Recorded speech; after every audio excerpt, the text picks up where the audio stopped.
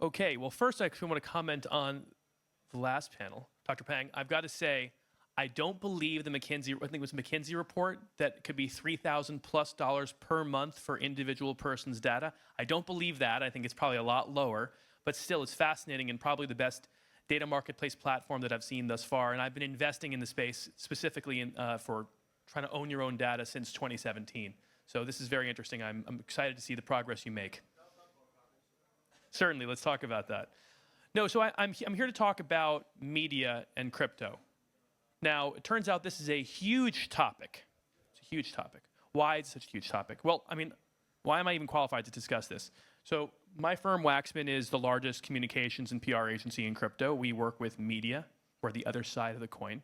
And I've been doing it for more than 10 years. It's been close to 11 years now that I've been doing this in the Bitcoin, blockchain, crypto, Web3 industry. I've seen a lot in my time. When I started, Bitcoin had just had a catastrophic run in the media. This thing called Mt. Gox, an exchange out of Japan, fell apart. And at every publication you could possibly read, for all the kind of early people in Bitcoin or who were in any way exposed to it, all they saw was bad news. And there was about 2 years of roughly bad news until crypto started taking off again in the beginning of 2016. By 2017, when the ICO boom hit, and we'll talk about this in a minute, we saw a lot more media picking up the story. We started to see things by the end of 2017 into early 2018, like CNBC and Bloomberg covering the crypto space. This was new. Before that, it was only incidental that they would talk about it. And then, of course, we saw a market crash at the end of 2018, or at the beginning of 2018, that kind of collapsed by December 2018, and we started seeing mainstream media retreat off the scene.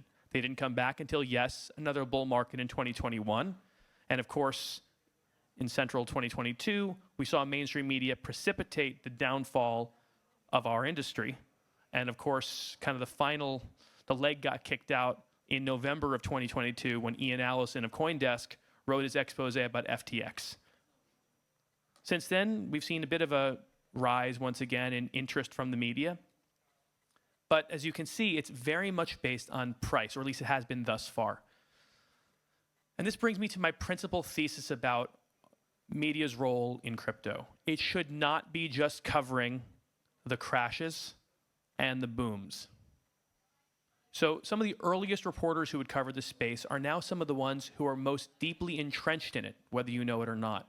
The Wall Street Journal's reporters, Paul Vigna and Michael Casey, these were two of the earliest beat reporters. That means reporters who are specifically writing about the industry.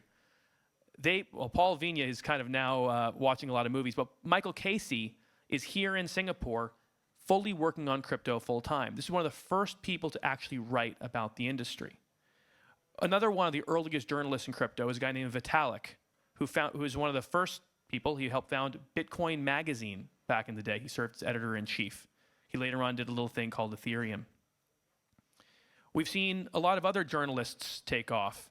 The founder of some of the biggest lending protocols in DeFi started as journalists covering the space for a website called Crypto Briefing.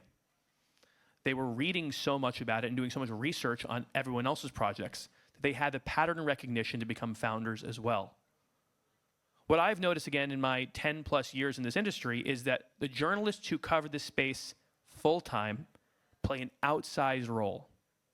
Many people here probably believe, as social media likes to say, that traditional media no longer plays an impactful role and that everyone's reading on Twitter and in Discord and on Telegram all of their news. It's not true.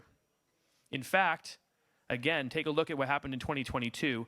The huge downfall of Terra might have started because of some posts on social, but then it kind of picked up steam because of what was happening in real media.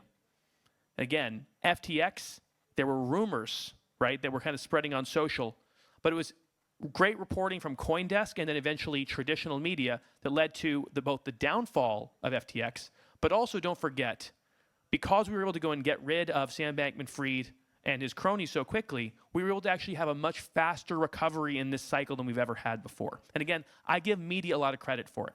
So here's what I think we need to do as an industry. We need to invest in traditional media.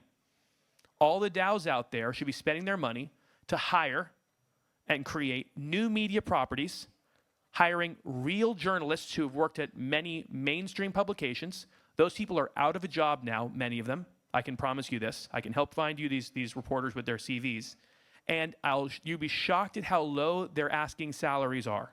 But we need real journalists in the age of generative AI to come in and write nuanced stories about crypto. It shouldn't all be just rises and falls of price movement. It shouldn't be that.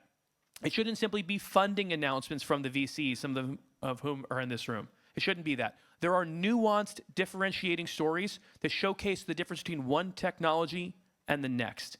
And unless we pay for that journalism, we're not going to get it. Because ChatGPT can't really tell you. It's based on former patterns. It can't tell you about stuff that doesn't yet exist. And yet, that's the space that we work in today. Stuff that doesn't yet exist.